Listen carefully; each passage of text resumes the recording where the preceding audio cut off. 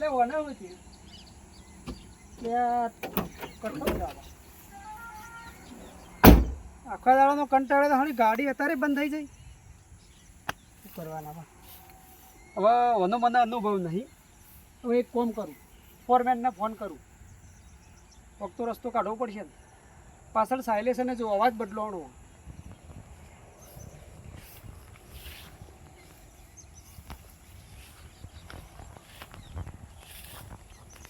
ના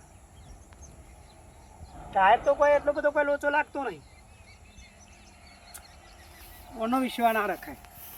દાણા આખો દાડો ગાડી લોહી પીવા પોજે હારું બહેરું લોહી પીવા કરવાનું હું કઠલા આખી જિંદગીમાં કઠલા ને કઠલા રહ્યા